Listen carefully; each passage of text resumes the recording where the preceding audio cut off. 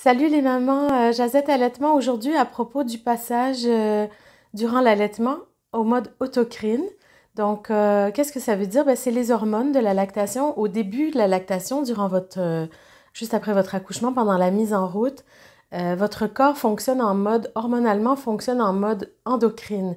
C'est-à-dire que on parle d'une circulation hormonale dans tout le corps donc qui influence la lactation, qui stimule la lactation, qui incite la glande mammaire à produire du lait. Mais il y a vraiment des hormones partout dans le corps, à la fois l'ocytocine, la prolactine. C'est un savant mélange d'hormones qui permettent la lactation, mais qui vont aussi influencer tout le reste de votre corps. Alors, il semblerait que ces hormones ont une influence aussi sur la dégestation, hein, cette période un peu où le corps essaye de revenir finalement à un état d'avant-grossesse tout en s'adaptant bien sûr aux transformations qui ont eu lieu hein, avec la grossesse puis avec l'allaitement. Alors c'est tout à fait normal, c'est une bonne chose. Certainement cette période qui dure généralement à peu près 2 mois, après la naissance jusqu'à autour de 2 mois, vous allez avoir quand même beaucoup de lait. C'est une période qu'on appelle sensible, où le bébé est dans ses apprentissages. Alors, ça correspond vraiment à ce moment où le bébé va apprendre à téter, ce qui fait qu'il y a toujours un peu plus de lait habituellement, hein. Je parle évidemment en général. Il y a des femmes qui écouteront ça et qui vont dire, moi, c'était pas mon cas, mais la plupart du temps, la glande mammaire produit plus de lait qu'il n'en faut pour l'enfant. Et c'est vraiment une façon de faire en sorte que le bébé reçoive suffisamment de lait dans les débuts, même quand il est un peu malhabile, qu'il n'est pas entraîné, qu'il est peut-être pas très mature pour téter efficacement. Enfin, toutes ces choses qui vont se mettre en place durant les 2 premiers mois que le bébé va acquérir de l'expérience et devenir efficace au sein. Ensuite, il y a vraiment une étape durant laquelle les hormones vont passer en circuit fermé. Donc, au lieu d'imaginer que ces hormones circulent dans tout votre corps, ben, tout simplement, ça va se passer entre les seins et le cerveau. Et ça va être une sorte de circuit fermé où il n'y aura pas de décharge hormonale dans tout le corps. Alors, comment ça se traduit? C'est que parfois, il peut y avoir une petite baisse de production. Vous pouvez avoir l'impression qu'il y a moins de lait qu'avant. Et en fait, c'est probablement le cas.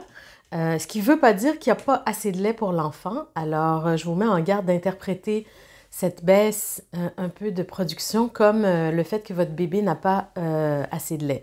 Parfois, les bébés réagissent durant cette période-là, ce passage, en se fâchant parce qu'il n'y a pas autant de débit, il n'y a pas autant de pression. Finalement, quand ils prennent le sein, l'éjection est pas aussi forte et ça envoie pas assez, ben pas assez de lait, mais ça envoie pas autant de lait qu'avant à la fois. Donc ça, c'est une habitude qu'ils ont et ils peuvent avoir un temps d'ajustement là-dessus, mais ça ne veut pas dire qu'il n'y a pas assez de lait. Donc, parfois, on va sortir d'une semaine ou d'une période de poussée de croissance où le bébé va être exigeant, il va téter beaucoup et puis finalement, on va se demander, ah, est-ce qu'il y a assez de lait parce que le comportement du bébé est différent.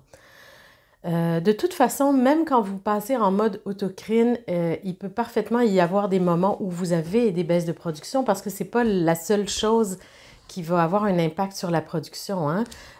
En tout temps, vous savez que l'ennemi numéro un de la lactation, c'est le stress.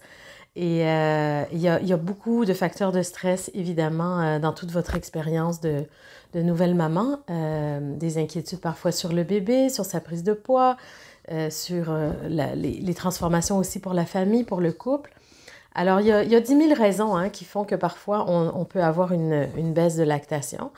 Les comportements du bébé aussi, la gestion de l'allaitement, hein, est-ce qu'on impose des horaires, est-ce qu'on empêche le bébé de boire la nuit, est-ce que toutes ces choses-là peuvent avoir une influence et si évidemment ça tombe dans la même période que ce passage autocrine hormonalement, ben c'est sûr que ça peut avoir un impact un petit peu plus fort que ce que ce serait juste avec le passage hormonal différent. Donc, c'est important de le comprendre. J'avais envie d'en parler juste pour vous éclairer sur cette notion que oui, c'est vrai, et vraiment, ça dépend des femmes.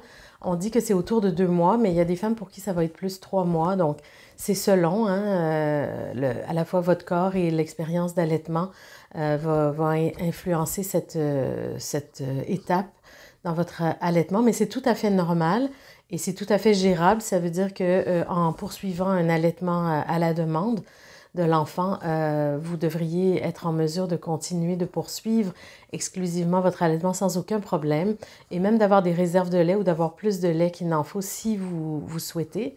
Être tranquille de ce côté-là, puis vous faire une sécurité. Alors voilà, c'était juste pour comprendre un peu de quoi il s'agit. Et puis, rendez-vous dans les autres capsules pour en savoir davantage. Voilà, je vous souhaite une très belle journée. N'hésitez pas à mettre un pouce et puis aller voir les autres capsules sur ma chaîne YouTube. Abonnez-vous aussi. À la prochaine. Ciao!